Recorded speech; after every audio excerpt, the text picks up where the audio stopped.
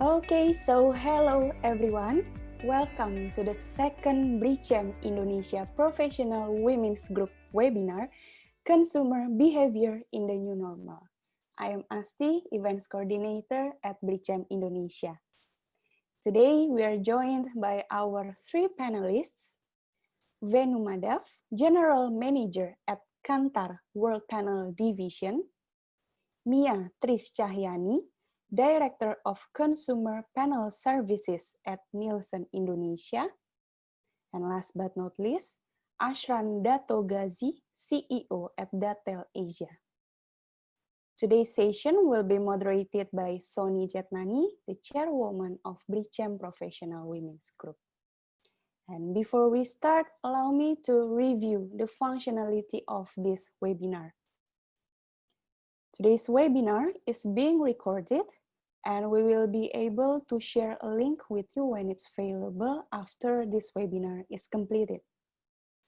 All dial-in participants will be muted to avoid background noises that may distract you from listening to this webinar, and also to enable our panelists to present without interruption. And if you have any questions, please type them into the Q&A box at any time. It is at the bottom center of your screen. And we will have time for Q&A session at the end to answer your questions. And now I'm going to hand the screen over to Chris Wren, the Executive Director of BritCham Indonesia, to open today's webinar. Thank you very much, Asti, for that introduction to everybody. Good afternoon to everybody that's over in Indonesia or Southeast Asia. Good morning to those that have joined us from the UK. It's a real pleasure to welcome you all to this Professional Women's Group webinar. This is the second since we've all been affected by COVID. Congratulations to Soni and her team on putting together a great panel. And with that, I'd like to thank very, very much for their time to Mia, to Venu, to Ashran for joining us as well. As I was watching the news earlier this morning, and I say this morning, my secret is that I'm in the UK personally, there was a lot of speculation on the news as to whether the British consumers are going to actually come out in force, and if they are, how quickly they're going to. And this against the backdrop of a new spike in one area of the UK, Leicester, which has now been put into an individual lockdown. The sense is that consumer confidence is actually going to be very, very slow in returning in the UK, in spite of lots of offers and inducements. But the government really need consumers to come out.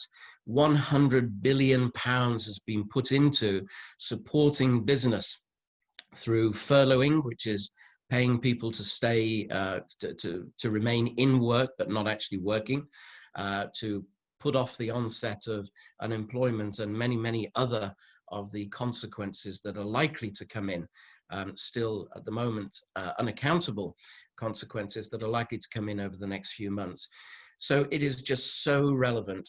And as we know, Indonesia has been very, very resilient in the past to financial shakeups in the world, and its resilience is based upon the fact that over 50% of GDP comes from the domestic spending. So getting Indonesians back to those regular habits of consumer spending is going to be absolutely critical to Indonesia as well. So this particular webinar is very, very topical. It's very, very important at a political level, at a corporate level, at a personal level as well. And I certainly will be looking forward to going through some of the insights later on that are going to be shared from Ashran, Venu, and Mia. With that, I noticed there are a lot of non-members of BritCham on this webinar. We're delighted to welcome you as our guests. It's always a pleasure.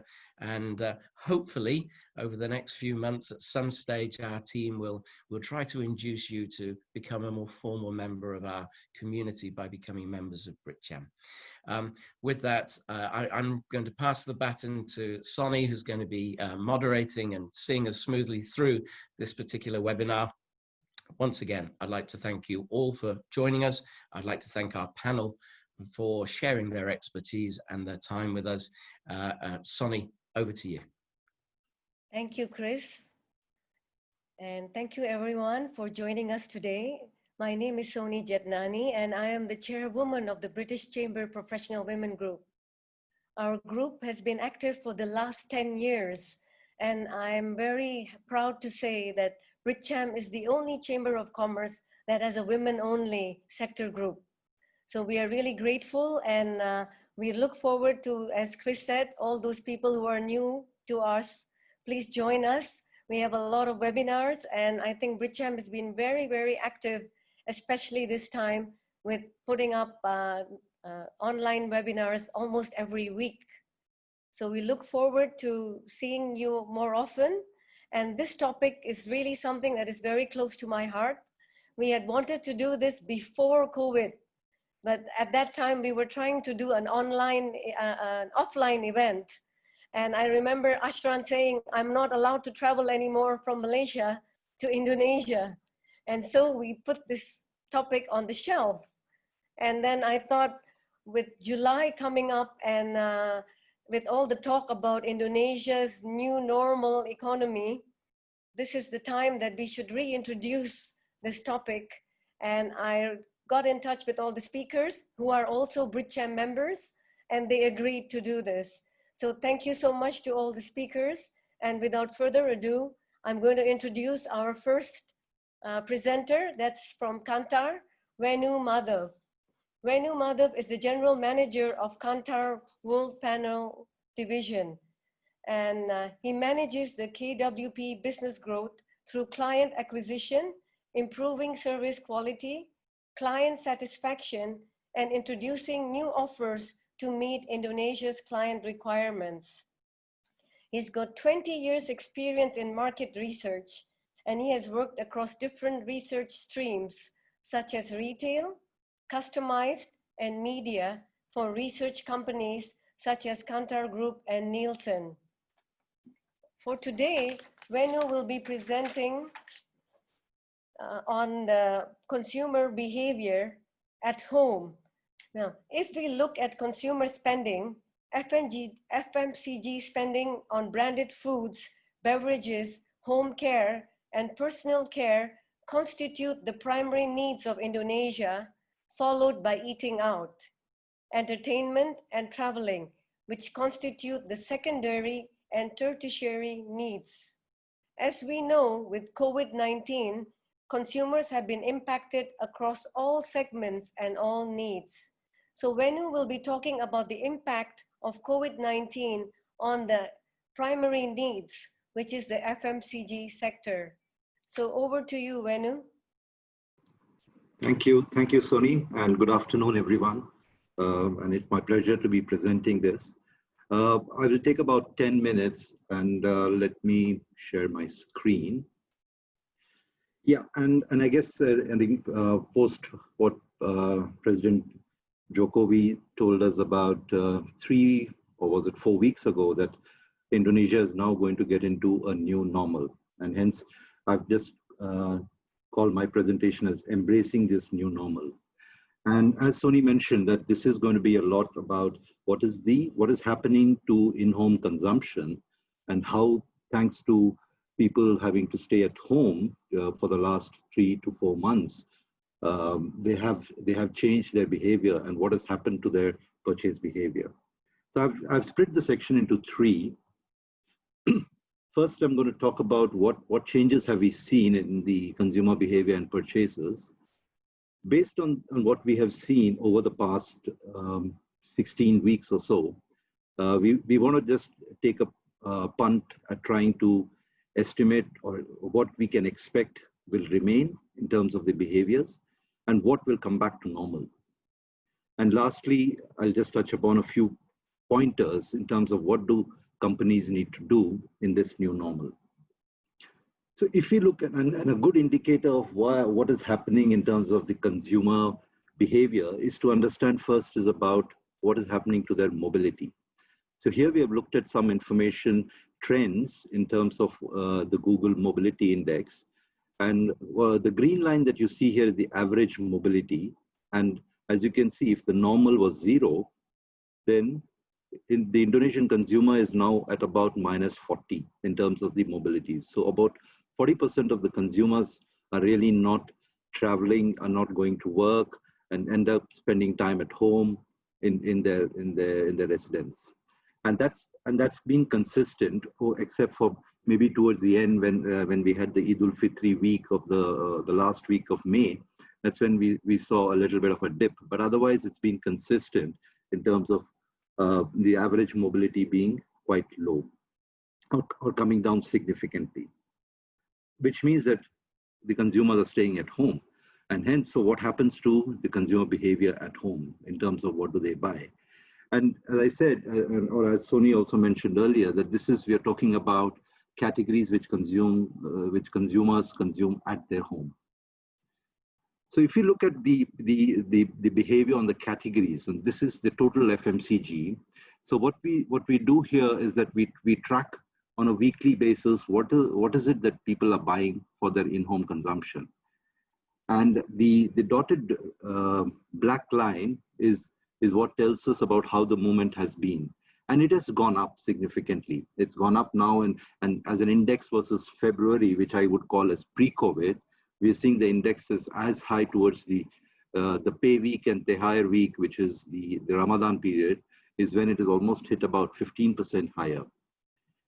And it's seen across all socioeconomic classes, whether it's the upper class, the middle class, and even the lower class. The lower class possibly has gone a bit higher because they are the ones who are impacted a lot more by the higher and the pay week when they have more money in pocket, and they would tend to spend those for consumption of food and beverages.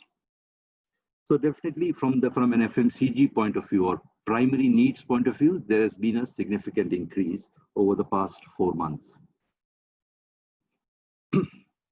And in terms of channels, and this is very interesting because where do they buy from? And we split the channels into 4 types. We call them the traditional trade, which is your toko warung, the mini market, which is the standard Alphamart and Indomart kind of stores, hyper and super markets, and then the online. Online saw a bit of peak during the first week, second week of March, which was mainly because I think some categories were not available in the traditional trade, like hand sanitizers, face masks, and people went to online and started buying those. But otherwise, it's not a very big channel. As you see, it only contributes about 1.4% in terms of the number of people who buy through online, as against some of the other Southeast Asian markets, which are at 5% for Thailand and Malaysia, and about 9% for Vietnam. So Indonesia is anyway quite low, and hence the dependence of consumers is still on what we call as proximity channels, which is stores which are close to their homes, which is essentially traditional trade and mini markets. And over the last, if you look at the last 4 months, we have seen that mini markets has been consistently performing better. So people are tending to go to mini markets. Probably they feel it's much more safer there. And also mini markets have implemented a lot of safety measures. When you go to a mini market now, you find that there's a plastic screen in front of the cashier. The people are wearing face masks. So all of those gives the consumer a bit of confidence on it being a safe channel to go and purchase from. And that's also possibly contributing to why mini market has been consistently doing better. However, this is another interesting one which talks about how the shift has happened. So we track both what consumers buy for in-home consumption and what they buy for out-of-home consumption. And even in the categories which are very typically out-of-home categories like snacks, liquid milk, and beverages, in all of them we see that in-home consumption has gone up much faster than out-of-home. So essentially this tells us that because of consumers now staying at home, they're actually now not, they're making that shift of not going out and hence not consuming outside, but consuming those categories in home. What has happened post the new normal starting in? The first phase of post the new normal has started about 2 weeks ago. And as we heard the announcement yesterday from Governor Anis, is that it's going to continue for a few more weeks. And then maybe there may be further announcements to be made.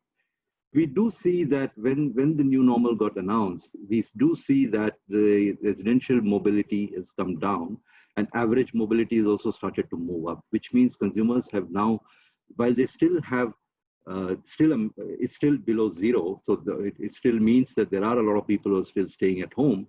However, there is an upward movement. That is, people have started to go out, and that's good news, because as Chris was also mentioning, as if there is no lockdown, people go out, people will start to spend, and that's what businesses thrive on. They want people to spend. But the other thing I would like to also point out is that we do this tracking on a daily basis in terms of checking what are the concern levels of people.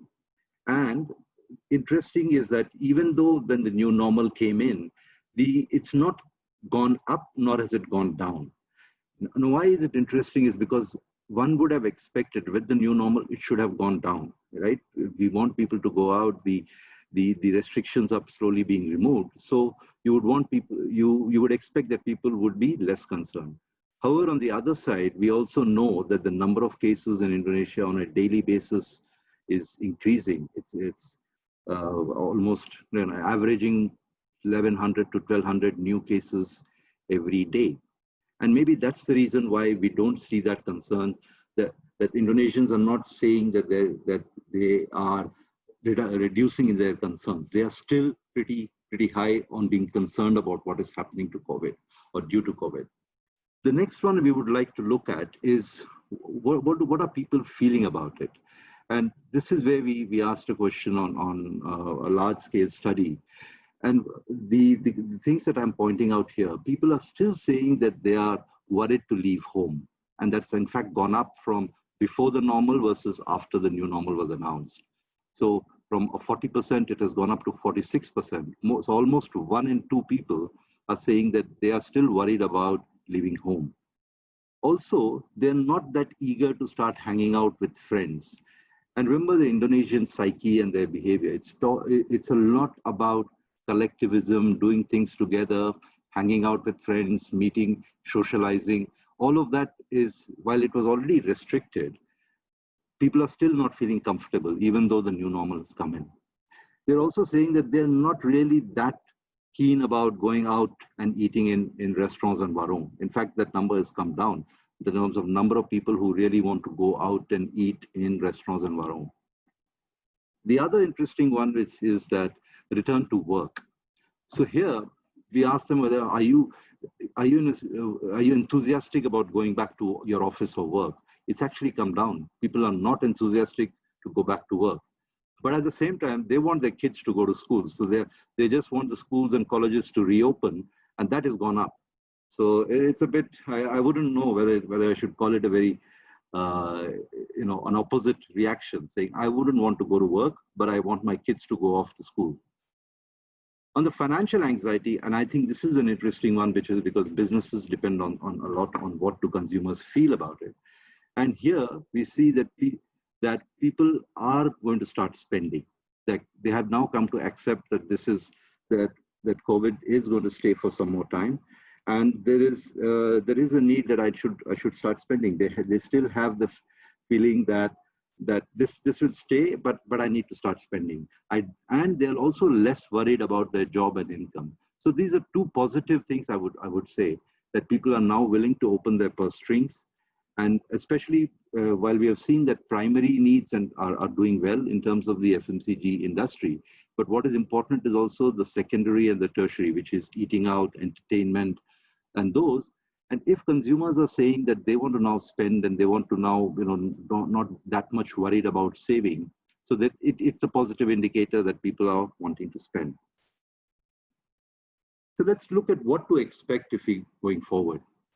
We break it down across by categories, and here we see that we believe that food is going to see an extended uplift because people are still concerned about eating out and going to restaurants and warungs, which means that cooking at home will still remain an important habit, and hence we feel that food categories will see an extended uplift going into the second half of the year. Beverages and home care, we would see would be back to normal. Dairy is another category which we see would have a sustained uplift. And the reason for that is people have started to consume these categories, saying that they would provide them with immunity for their health. The other one, which is a challenging one, would be the personal care. That would take a bit longer to recover.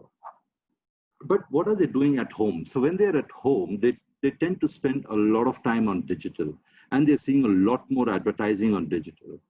And interestingly, a lot of this advertising is coming through social media as well as with online videos. And hence, I think these are some opportunities for us in terms of how do we want to engage with our consumers. And this is going to continue because people still would prefer to stay at home. Hence, they would see a lot of advertising. So there is a way to reach out to our consumers, especially through the social media and the online videos. So let me conclude by what companies need to do in the new normal. Well, we have seen that people still prefer to stay at home. They're still a bit worried about going back to work. So we need to have a rethink about what is going to be our go-to-market strategy. At an emotional level, the collectivism and the affiliative traits that Indonesians are known for, those are being challenged because people are at home. They are only spending a lot of quality time with their families. But knowing that the Indonesian traits, they are being challenged on how are they going to spend time with friends and colleagues. And hence we need to find a creative way of how do we reach our consumers. And one of the ways is obviously through the digital medium, and especially social media, which has been growing phenomenally during this period. So this brings to the end of my presentation. Back to you, Sonia. Thank you, Venu, for that insightful data. And also, it's great to hear that consumers are actually eager to start spending again. On that note, I would like to introduce Mia. Mia Triscayani is the Director of Consumer Panel Service of Nielsen Indonesia. Mia is a seasoned expert in retail, and at Nielsen, she has spent 16 years in retail measurement service before leading the Consumer Panel Service since 3.5 years ago. Today, Mia will be presenting to us the general consumer spending, focusing on leisure, which includes recreation, fashion, and dining out. And this presentation will lead on to the research done on consumers' intention to visit malls, which is the highlight of our topic today. And this research was done by Nielsen in May of 2020. So over to you, Mia. Thank you, Busani. Okay, good afternoon, everyone. Thank you to BritCham team for inviting Nielsen to this insightful sharing session. And also thank you to Venu for sharing some insights on consumers FMCG at home. I would like to start the topic with a little background on Indonesia economy, which links closely to how consumers spending have changed because of the pandemic and impacting to many of consumers' behavior, including intentions on shopping or visiting malls. It's been a challenging year with first quarter GDP growth at 2.9% year on year, already way short of the usual 5% growth expectation. The restrictions or the PSBB was cited as one of the key factors for Ibu Sri Mulyani's estimate for a downturn in the second quarter with a minus 3%. So maybe we'll see in the next couple of days on the announcement on what is the Q2 GDP growth will be like from the government. Now, aside from the low GDP growth, inflation rates have also slowed down for the past 3 months. Unlike the same period last year, this was a Lebaran, a festive period that was much less to be excited about. This is an alarming signal for business. Inflation should not be too high or too low. Too high means money becomes less valuable, but too low and inflation also means less demand and not good for many industries. Consumer confidence index taken from the Bank Indonesia, which was already in a downtrend in Q1 and plummeted to the lowest level since 15 years ago. In May, as of May, when there was a Bali bombing, like if you remember, in 2005. So at that time, consumer confidence was at the lowest point.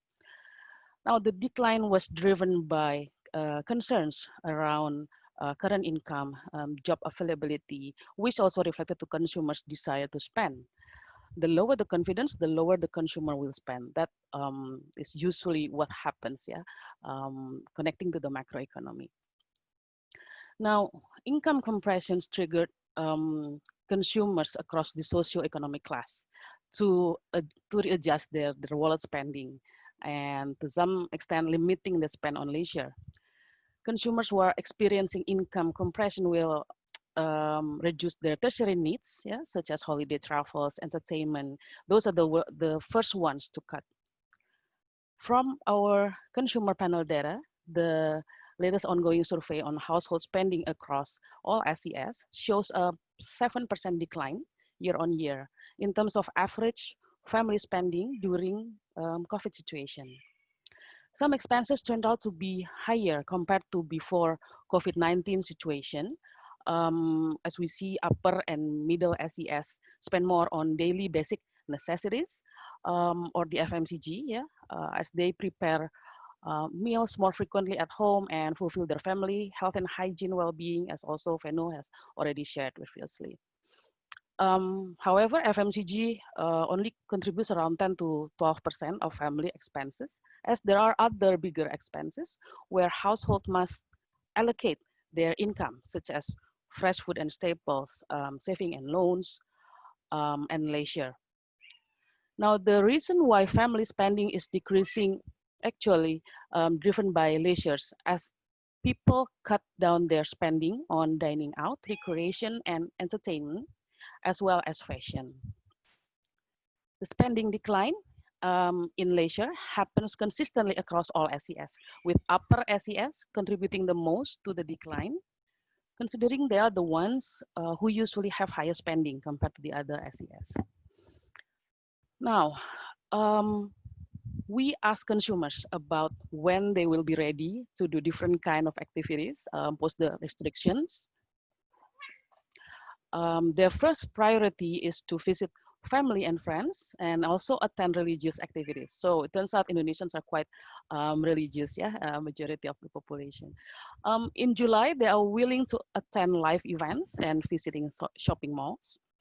And then starting maybe August, they are quite confident to do domestic travels and maybe watching cinema. While towards end of the year, international travel and attending concerts are considered. Now, for many Indonesians, after staying home for more than 2 months, yeah, the urge to be out there is real. We cannot wait to feel normal, as you can see that in these pictures we found in Instagram, or in other social media. Now, talking about shopping behavior, yeah, as related to the leisure, we also did a specific survey among the regular mall visitors in Jakarta about their visit during the restriction and after. So apparently, about half still visited mall during the PSBB or the restriction to buy essential items like grocery shopping, because many of the hypermarkets, of course, located inside a shopping mall, and also pharma categories. Yeah, and then once the restriction was lifted, 2/3 intend to go, and up to 84% will go during the new normal, yeah, or after the pandemic per se, provided that the shopping malls really put in place proper procedures to ensure visitors' health and safety. Then among those who plan to visit, there are differences in terms of activities. Before the pandemic, the mall traffic is more driven by purchasing food, beverage, and also going to the cinema. Whereas to the right-hand side of the chart, after the pandemic, mall visit is more driven by grocery shopping, apparently, and then lighter leisure activities like refreshing, to have refreshing atmosphere, and also buying snacks, yeah, for a quick indulgence per se. So this has become can be a new challenge for restaurants in mall, because then people spend less time and maybe not so keen on doing eating dine-in. Now, what happened to the rest 16% of the respondents who answered they are unlikely to visit the mall, even in new normal? Many of them claim it is for health-related reasons, be it the health protocols carried by the mall management, or maybe worry about getting infected from other people visiting, and so on. However, a small group of them gave the answer of restrained spending as a reason, which totally makes sense, related to the income compression, and they have to adjust their share of wallet. Now, related to the health protocols, these are the general Jakarta consumers' expectations toward malls, and including its tenants inside the mall. Aside from wearing masks at all times and provide hand sanitizers, consumers understand and at the same time expects that each tenant, whether it's stores, restaurants, or cinema, must also keep people traffic inside their premise low for a good physical distancing. So I will conclude my session. So with the background that I've shared about our macroeconomic condition in closing of the first quarter, and then also the estimate of Q2, which soon we will hear from the government, consumer spending is clearly impacted as income is pressured for many Indonesians, because majority of Indonesian consumers are middle and the lower SES. Consumers are now really careful in spending their money, if not already suffered actually, depending on their circumstances. Therefore, in big cities like in Jakarta, with the reopening of malls, refreshing atmosphere is what consumers seek for among the main objectives to go to the mall. However, we must expect consumers will not be spending time inside mall as much as before, especially those who are concerned with health and safety of their own families at home. Will this mean less window shopping and furthermore less shopping? We don't know yet. The longer people stay inside mall, the more crowded it gets, obviously. So physical distancing would be difficult. So as people nowadays prioritize the basic, yang penting-penting saja, as most Indonesian would say, this is something that we need to action upon. Last but not least, health protocols are mandatory to be implemented and monitored closely. Consumers' expectation towards public places, especially malls, where they want to experience refreshing atmosphere safely without worry of getting infected disease from others. So that's all from me. Over to you, Sonny. Thank you, Mia, for that insightful sharing, especially about consumer intentions to visit malls or not. And before I introduce our last panelist, I would like to remind everyone, if you have questions, please put it in the question and answer chat, as we will be questioning the panel as soon as Ashran is done with his presentation. And when you put your question, can you please tell us to whom you would like to direct the question to? As we may not have time for all three panelists to answer each and every question. And now, last but not least, we have our final panelist, Ashran Dato Ghazi, who is joining us from KL, Malaysia. Thank you, Ashran, for joining us. And Ashran is actually the CEO of Datel Asia. He is a man of multiple hats, and he has gone through the ups and downs of many business ventures, and he is now a known figure in the entrepreneurship ecosystem. Ashran has co-founded many startups, and besides his direct ventures, he also serves as advisor, mentor, board member, and chairman to a few companies, which include venture builders, accelerators, and startups. So today, Ashran will be presenting to us about how we should reimagine our consumers. How do we need to rethink how we view consumers? And how can we identify opportunities or risks for us to decide what's next for our business, especially in this new normal? So over to you, Ashran. Looking forward to the presentation. Okay, so I will try to kind of take on from what Venu and Ibu Mia has already kind of shared in different contexts. And the conversation today is, I'm trying to take it from as an applied side as possible.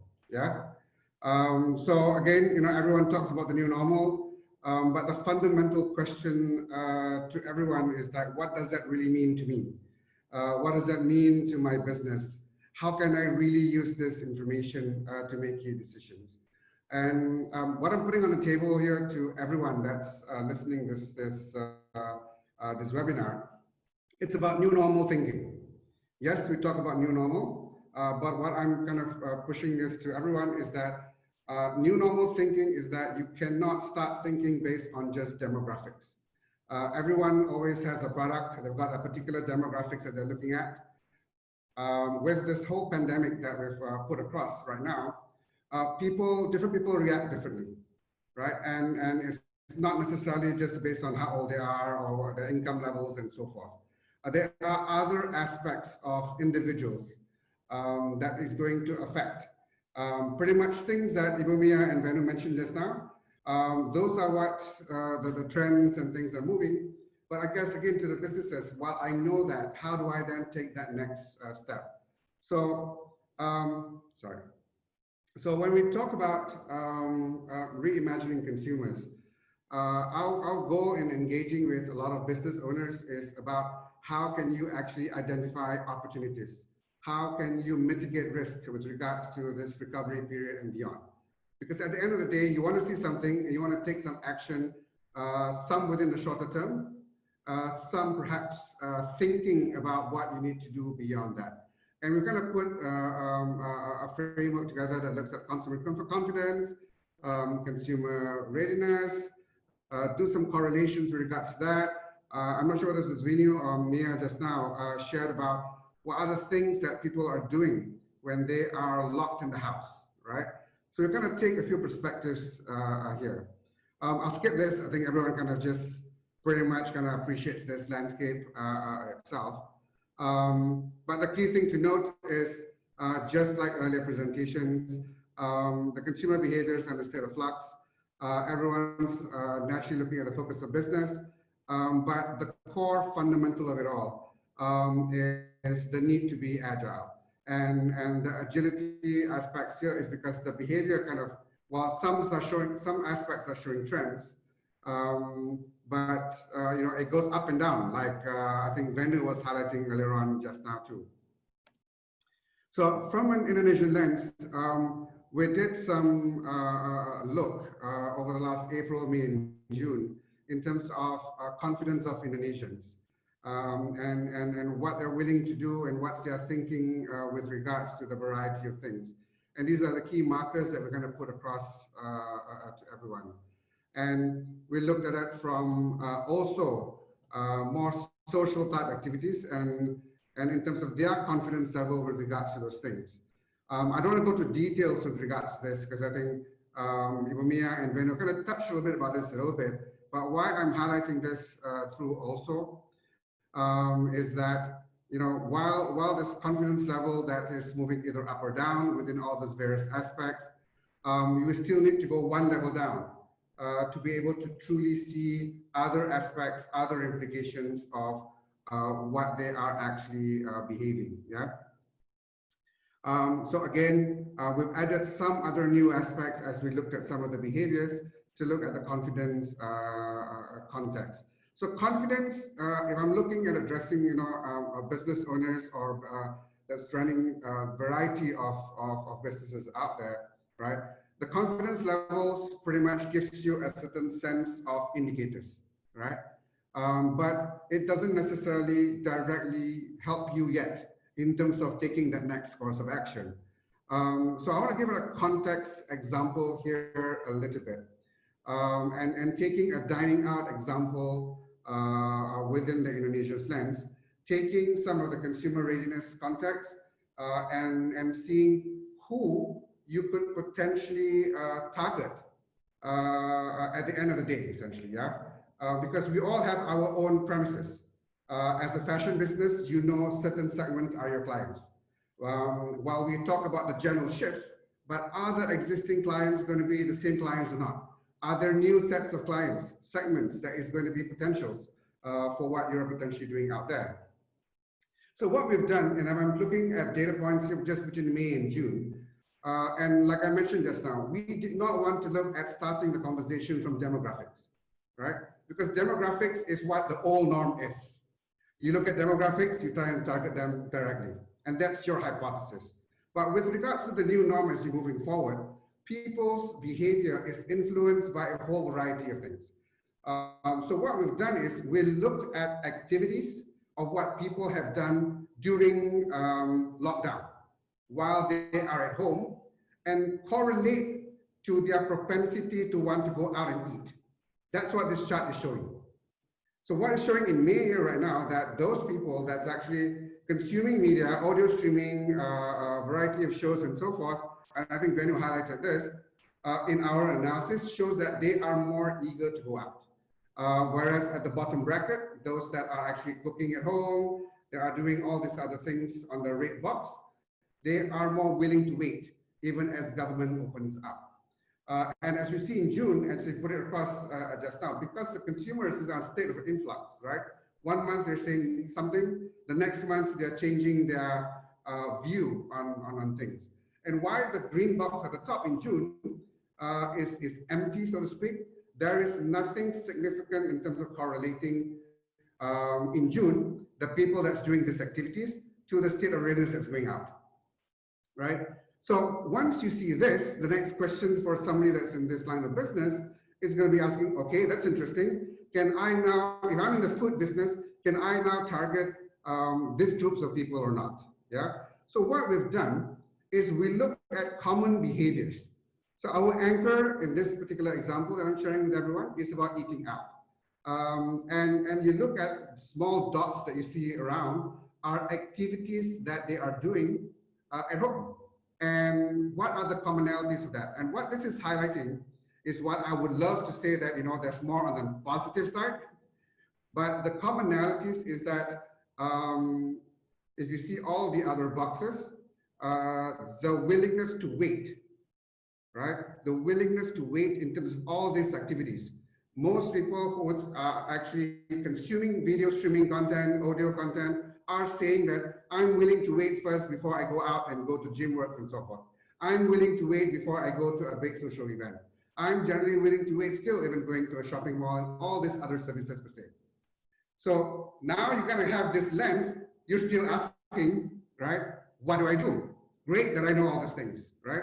So what we've done next is that taking that profile across and giving a picture. So for those who are actually willing to go out immediately, based on that behavior that we've analyzed, this is what you see. So again, what we're highlighting here is that usually in the F&B space, you would say my audience or target is a particular demographic, a particular income groups. What I just highlighted to you is that let's change how we look at things. Let's look at the behaviors, because the behaviors are supposedly not normal anymore, right? So let's look at what the behavior shifts are and how that behavior shift relates to your business and what are the segments that you can target. So this is a strategy. If you need to target groups who are willing to go out, these are the profiles of people. And for those that are not so willing yet, and this particular one is that they're willing to wait about a month or so, then your strategy is to target these groups in order to prime them up as and when they're ready. So this gives you that actionable context. And I know, Sony was asking me this before in terms of, what do I do? How do I do it kind of thing. So I'm trying to kind of frame this across into any business out there, whether you're large, whether you're small, that you would have that clarity in terms of what needs to be done. And all that I'm presenting here can be seen in both lenses, whether it is an opportunity for you, or it could be a risk that you need to really think through on what needs to be done, essentially. So I'm done with that, because what we generally look at helping people through is walking through that process so that they can discover that opportunity that they're looking at. So I'll stop with that. That's about just short of before 10 minutes. I'll hand over back to Sony. I hope I've done some kind of a follow through, I guess, from what Mia and Venu has kind of put across on the table. Thank you, Venu, for that insightful sharing and for leading up to the panel. I see there are lots of questions already coming on the quick Q&A, but just to start the panel discussion, I would like to touch on what you just mentioned on your last slide, and also ask every panelist now, can you please share a little bit more for someone who is like me, who doesn't really know too much about the value of data, because I've never worked with market research or data companies. And especially now I realize, because everyone is saying, you've got to go digital, you got to follow data. And somebody said to me, if you don't know data, then you're really, in the dinosaur age. So can you explain to us, for those who haven't yet worked with a market research company, why does data help us, and what is the relevance of data today, especially in this new normal? Please, anyone who would like to start first? Let me try and attempt that. Well, number one, when people talk about data, I don't think it's anything new. Is that the hype of conversations has kind of brought that to visibility with technologies and so forth into the equation, yeah? But in terms of what you said just now, it's really about maximizing your potentials and minimizing your risk. And when we talk about data, is to be able to know, you understand your business. You need to kind of frame in terms of what do I need to know in order to make that next course of action. So I wouldn't go to the extent that while does sound like it's something new, it is just the means of how data is being captured and where you can get data, and data being available and more accessible to a lot of people. I think that's the game-changing space right now. Yep. If I may add, yes, I agree with what Parshan was saying. Yes, data has always been there. It's just about how you use it to take decisions that can help you grow faster than the others, and that's the key. It's always been there since the time immemorial. People have been using information and data. It's just that what's very critical is about how you use it, and that's where we have been working on for the last. I've been working in this data business for the last 20 years, and it's something where you look at the consumer behavior, you understand what's motivating people, what are the barriers, what are the opportunities, and then you use that to find the right strategy for your own business. Mia, would you like to add? Maybe just a little, because Pak Asran and also Pak Venu already covered most of the points. I just want to add that by having data, you can understand the profile of your customers, of the users of your products, their habit, their patterns of purchase or consuming or buying our products and services based on historical trend, and then patterns of spending, all those mixed together, and then you can shape your products and services to better suit your targeted customers. But what I want to say here also is that companies don't just need data on its own, but also needs a good mix of data with business intuitions and instincts. Data is just data, but without really have the holistic view of what's happening in the market, then it's not going to turn into actions. So I think that's all. I can't agree with you, Mia, more on that, yeah. Thank you. Thank you. We have a couple of very good questions, and I would like to address one which I am seeing, especially amongst my friends and my immediate circle. And this question is from Sinta Istadi. She says, while we are working from home, many of us have started the home business, offering items ranging from homemade food, healthy drinks, snacks, face masks, and even face shields. Is there any study on this phenomenon? How big is this business? And is there any insight from any of you as to how business homeowners can get more consumers. Have you seen this trend also while doing your research? Maybe I can go on this one if you're okay with that, Sony. Please. Yeah. So what we track at Kantar, and I'm sure also at Nielsen, is a lot around branded products, those which are barcoded, and hence the products that you probably are making at home, and I'm guessing they would not be barcoded, they would not be branded. So we're not tracking that, but from what we are tracking among the branded categories, we do see that there is a very sharp increase in people buying products for health reasons. I think I touched upon that also in my section where I talked about dairy categories going up significantly. A lot of people aren't, and also within foods, people are doing a lot of cooking at home. People are also buying a lot of frozen, ready-to-eat food. So they just bring it home, microwave it for 4 minutes or 6 minutes or whatever, and then they consume that. So there is definitely a significant movement to that. And as I also pointed out, that staying at home is still being preferred. People are still a bit concerned about coming out and going back to their 2019 behavior, if I were to say that. So these categories would continue to do well. And I think one of the ways which we have seen a lot of entrepreneurs use this is through the social media, and we have seen that social media has increased consumption of social media. So selling through WhatsApp or other mediums is definitely a good way to go and reach out to those consumers. Thank you. Sony, can I add on a little bit to Venu? And to Cinta's question, right? And I think a lot of the studies will kind of measure the larger volume branded items, as Venu said just now. But one of the things, if I were to give an example to your question, to be able to identify opportunities in terms of homemade stuff, to be able to push out.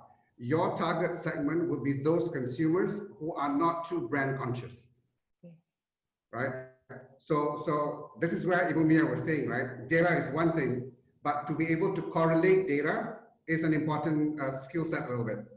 So in this context, you will actually look for people that's not brand conscious, and then cross that segment to their buying patterns. So if they are willing to buy food and they are not brand conscious, then those are opportunity segments for home-based businesses to be able to tap. Because if they're very loyalist to the brands, then it's not going to be able to do shift. And with regards to these things, especially for home businesses, it's not about how large that share of the pie in comparison to the larger brand, right? Because you're not trying to capture the scale of what that larger brand is. Even if you're able to get a slice, that's huge already, right? So look for those guys that are not brand loyal to any product category, and then start targeting to those groups with your own brand. Chances are you'll get conversion because they're more exploratory in that nature. That is exactly what is happening.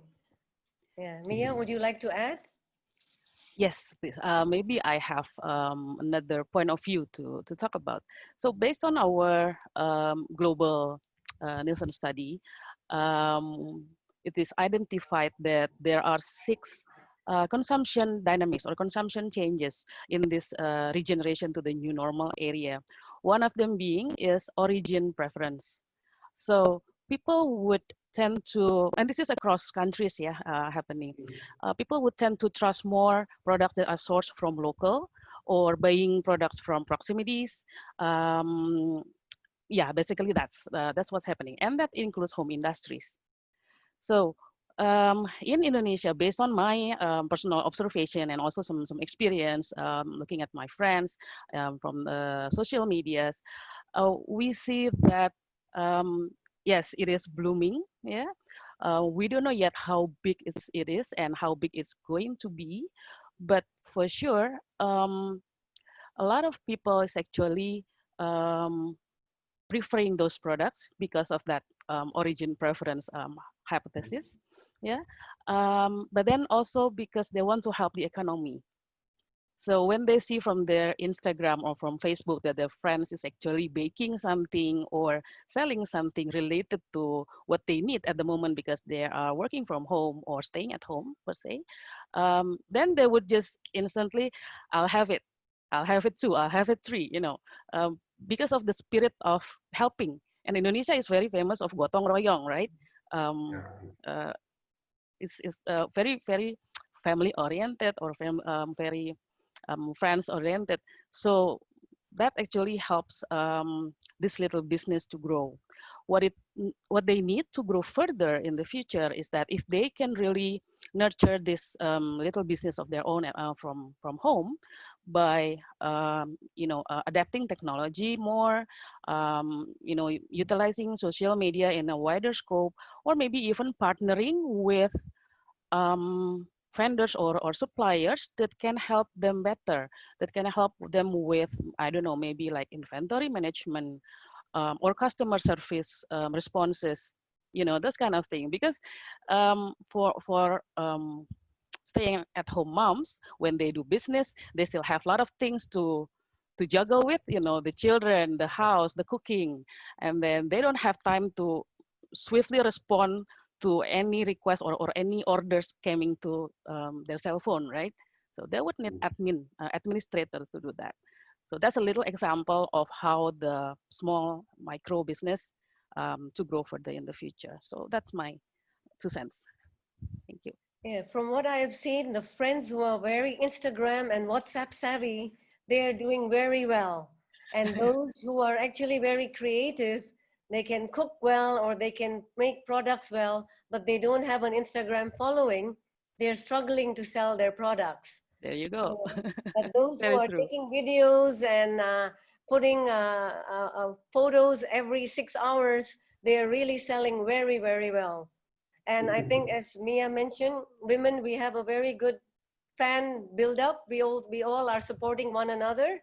And precisely that, oh, I'm at home, I can bake. Let me make some cookies or some bread and then sell. And everyone's buying, And I'm wondering whether this is actually affecting the restaurant business, because some people feel that home cooked is safer than outside cooked. Is that the trend also that shows up in your data? Not so much from the data per se, but yeah, what I mentioned earlier is more on the observations. Maybe we can, that's actually a good idea. Maybe we can do a little survey on that in the near future. And actually the next question is for you. Sorry. Yes, sure. If I can add a little bit Sure. on that front, right? Again, back to even what Mia was saying just now again, in order to be able to optimize the value of data, in answering some of the questions that you highlighted just now, right? It's really about looking at different things. So you were saying just now, if certain groups of behavior by cultural sentiments is as such, and you combine that with another type of behavior, hence you get that traction with regards to home. That's where opportunities comes about, yes. Right? And naturally, a lot of people are just going on gut feel. What I can do and just kind of just try out and things and so forth. Gut feel can naturally carry you to some point. But if you're trying to just grow that on to the next level, gut feel can be sometimes risky. And you need that sometimes validation before you make that next level investment, no matter how big or small that is, in whether is this the right path or not. It looks right, it feels right. I just need that last data point to be able to then contextualize that through. So it's helping people to kind of see different things in what they're looking out for. Yes. Thank you. And Mia, there is a question especially for you, and this is from Heru Lim.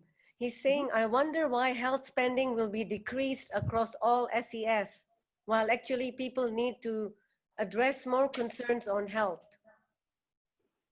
Okay. Health that you all seen in the in my previous chart. Yeah. Yeah. Sorry. It was actually the amount of money spent when you go to the doctors, when you have to, when you are really sick and then you have to see the doctors, you know, the hospital fee, the doctor's fee, and then buying medicine from the pharmacies, those kind of costs related to the health spending that you see, that you saw declining. But yes, understand your point that people are nowadays more concerned on their health, so they spend their money on FMCG products that are related to health. So Fanny was also mentioning something about dairy, which is also, you know, for body immunity. That is very true. And then from our pharmaceutical data, from the consumer panel, household bought vitamins, like loads of vitamins. And those are included in our FMCG spending. So as you saw that the FMCG spending was increased, part of it was pharmaceutical and also food and dairy, and also some home care. So that is the spending on health, where people buy their products to maintain their immunity, to keep fit, to keep healthy. But at the same time, the health spending from having to go to the hospital to see the doctor is declining across all these SES. If they don't sick, or if they only have minor symptoms, they would prefer to stay at home, because if they go to hospital, the risk of getting infected is actually higher. So that's that's my 2 cents on the data. Thank Hope you. that answers your questions, Heru. The next question is for Venu, and it is from Hastin Dian Anggriani. She's asking, what is your prediction on channel destination, specifically mini markets, going forward in the new normal? Will the trend still go up as per your slide? Yes, and so see, the two things that are happening here on mini markets specifically, and it is not just a trend that we have seen now.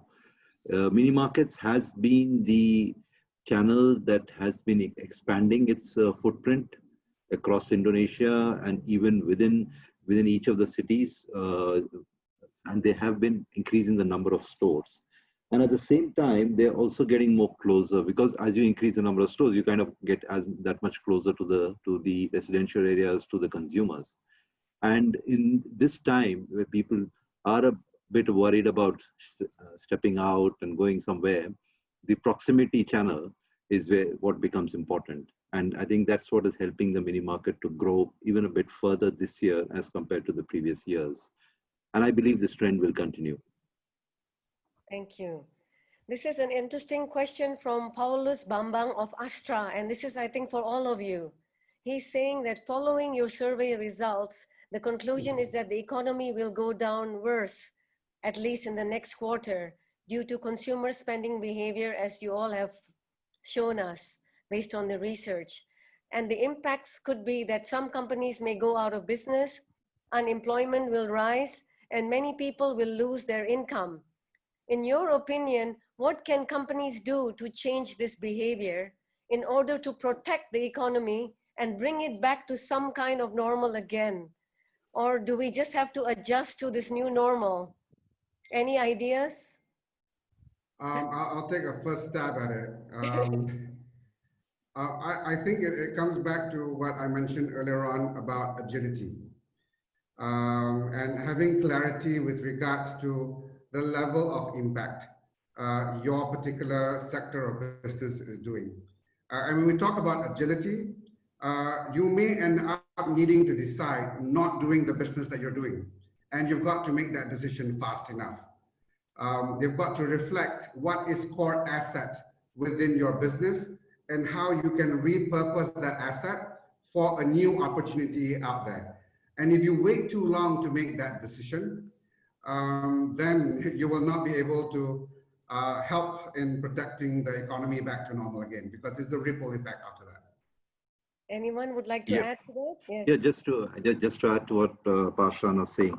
It is true. I mean, all of these, I mean, most economies around the world operate in a bit of a circular way. So if you got more people going out, you got more spending happening, then obviously it leads to economy growing, and it leads to more employment, and then it leads to more consumers, and so on, right? It's a circular thing.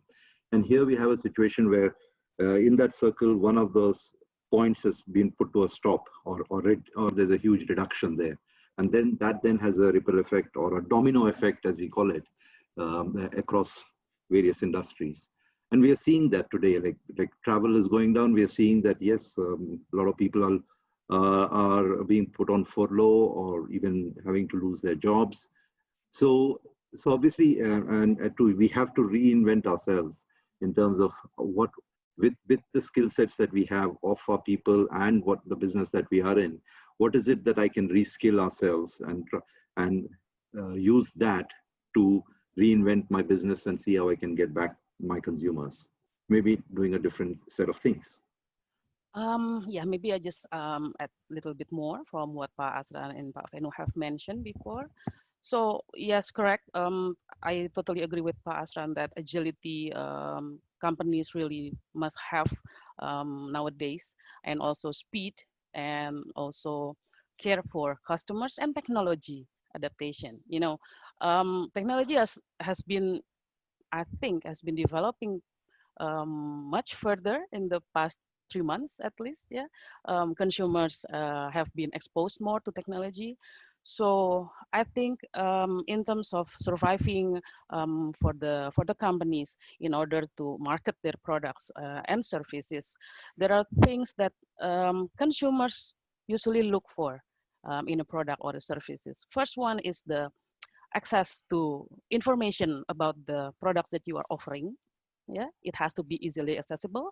They have to be aware, yeah, quickly aware of your products and services. Second is about the interactiveness with the customer service, right? Speedy response, and then the easiness for them to ask at any time, ask from the chat, mobile phone, or email or internet or anything. And then also the third one would be access to choose, the ability to choose variants, products, type, flavors, or colors selection of your products. And then the fourth one would be easiness of transaction and payment options. Yeah. And then the fifth will be, the last one would be easiness or practicality of delivery of your product, or where the consumers can pick up the product or directly benefiting from what they have purchased. So I think those are the 5 key elements for companies nowadays. Hope that concludes. Yeah. Thank you, Mia. And what all of you have shared is actually what I have seen in the last 3 months, that where I have been slow to respond to online requests, I've lost the sale. Yeah, because sometimes hopefully you'll do better after this. Because sometimes it comes in off office hours, or we are not looking, or the store is closed, so we are not looking at the WhatsApp or the Instagram. And I think we will end now on that, but I've clearly seen the value of data. Thank you for sharing your wisdom and your research with us. And to everyone who is watching and still listening, thank you for your time. And the decks will be shared by the BritCham. So don't worry, everything that you have seen will be shared with all of you with permission from each panelist. And I think just to summarize what we have just discussed, basically, as Mia said, it's really about engaging and giving a valuable experience to the consumer. And that includes also offering them some level of trust, because I think this is what is important right now with all this unknown with this COVID-19, that if they feel that they can trust the seller, they have a relationship. And even though we are all now distant, but it's actually a time where we can collaborate because everything is being done online. So we shouldn't worry about the distance, because online brings it to our doorstep. So I'm learning, and I think we all have learned, that there are many, many opportunities, although we may have lost quite a few. But the future is not bleak if we are willing to change, and all the data is there for us to see the natural flow of things. So I think you all agree with me, right? Yes, we do. Thank you. Thank you. Thank you very much. If you would like to, for those of you that we didn't answer the questions, we will try to answer it maybe later via email. And for those who are non-members but would like to be included in the BritCham mailing list, please do write your email address even in the Q&A so that our team can keep sending you invites for our future events. There should be another professional women event soon as well. We usually do one a month, and we look forward to seeing you again. And if you see the slide that is on screen, it presents all the upcoming webinars of BritCham. So please do join us. We have an event, almost 1 or 2 events a week. BritCham is very, very active. The team is doing fantastic work, even though they're working from home. And I would have to say that if it wasn't for the team of BritCham, we wouldn't have this webinar today. So thank you so much to them. I'm eternally grateful. Thank you to all of you for joining us and staying with us until the end.